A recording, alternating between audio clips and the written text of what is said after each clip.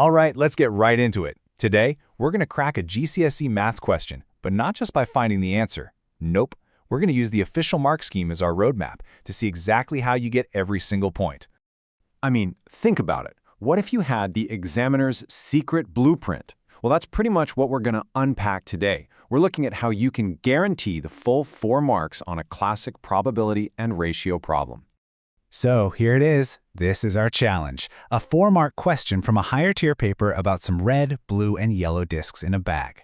Go ahead and just take a second to read it. You'll see it's got a bit of everything. Some hard numbers, a probability, and a ratio. It's a classic mix. Okay, so before we even touch a calculator, the absolute first step is to break the question down. Let's pull out every single clue the examiners have given us to work with. So, let's get this straight. We've only got 3 colors of discs. We're told there are exactly 24 yellow ones. We also know the probability of picking a yellow is 0.16. And then there's the really crucial bit. The ratio of red to blue discs is 5:4. Right, so we have our clues. Now let's look at our blueprint, the official mark scheme. This is going to tell us precisely what the examiners want to see first to bag that all-important first process mark. So where do you even begin?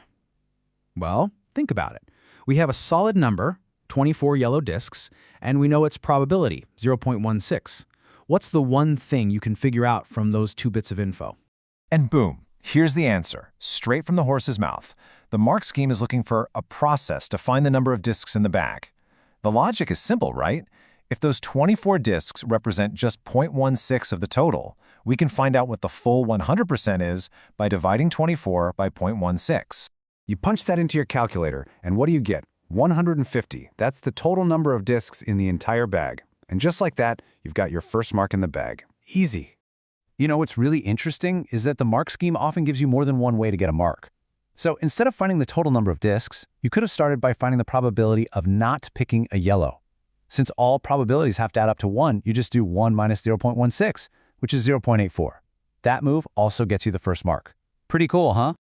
Okay, so we know the total number of discs is 150. Now we can finally use that information to start tackling that ratio. So what's the next logical move? Well, if we've got 150 discs total, and we already know 24 of them are yellow, we've got to figure out how many red and blue ones there are altogether. It's just a quick subtraction, right? 150 minus 24 leaves us with 126. Now this is the number we care about. This is the total number of red and blue discs that we now have to share out using our ratio. And check this out. The mark scheme literally spells out the next step. It's looking for a complete process to find the number of red discs. This little formula right here, that's the golden ticket to your next set of marks.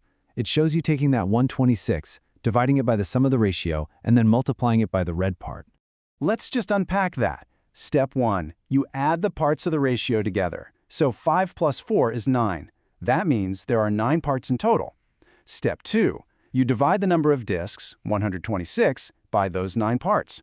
That tells you that one single part is worth 14 discs. And finally, step 3, the question asks for red discs, and red is 5 parts, so we just multiply 14 by 5. And that one simple multiplication gets us right to the finish line. We followed the blueprint, we've shown all our working, and now it's time for the final answer.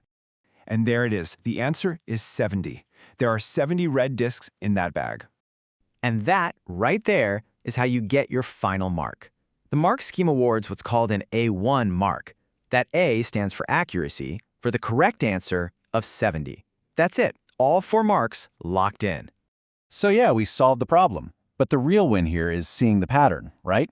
This is a reusable strategy you can now apply to other questions just like this. So here it is, your 3-step blueprint. 1. Use a piece you know and its probability to find the total. 2. Figure out what's left over. And 3. Apply the ratio to what's left.